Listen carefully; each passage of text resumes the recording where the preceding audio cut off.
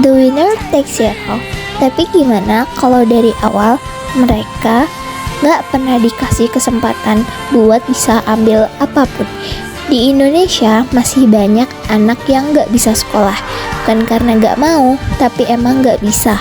Kita selalu bilang pendidikan adalah hak, tapi nyatanya hak itu masih jadi mimpi buat banyak anak. Pendidikan bukan soal juara, tapi juga soal punya masa depan.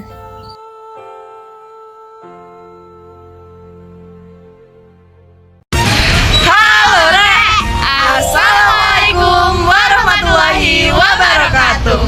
Kami dari kelompok 1 yang beranggotakan aku, Feza Putri Andini, Aku, Dina Farajifah.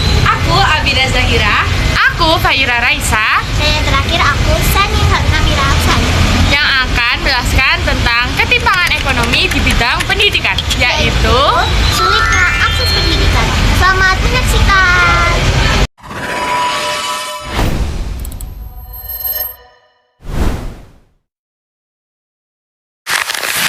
Pernah nggak sih kamu lihat di satu sisi ada orang yang hidupnya serba cukup, rumah besar, sekolah bagus, sama kerjaan mapan.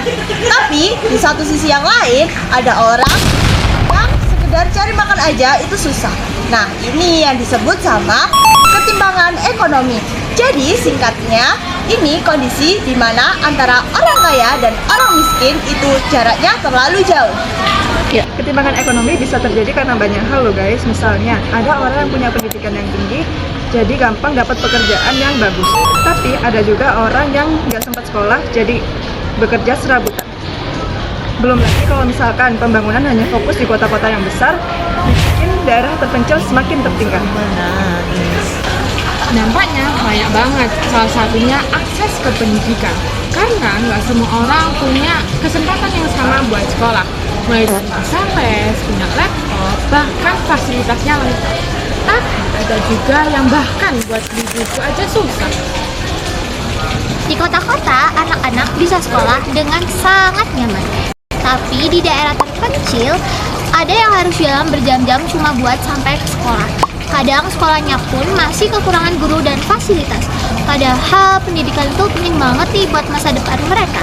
Tapi karena ketimpangan ekonomi tadi, ya nggak semua sih bisa dapat kesempatan yang sama. Tapi tenang, semua masih bisa diperbaiki kok. Pemerintah sudah mulai bikin program beasiswa, membangun sekolah daerah terpencil, dan membantu guru-guru di sana. Tetapi nggak cukup dari pemerintah saja, kita juga harus peduli. Dan mulai dari hal kecil seperti membantu teman yang sedang kesulitan dalam belajar atau ikut kegiatan sosial pendidikan. Jadi, intinya, ketimpangan ekonomi itu bukan soal uang, tapi juga soal kesempatan. Dan pendidikan adalah kunci untuk mengubah semua itu. Yuk, sama-sama dukung pendidikan yang lebih merata, biar masa depan kita semua jadi lebih cerah. Terima kasih sudah menonton. Wassalamualaikum.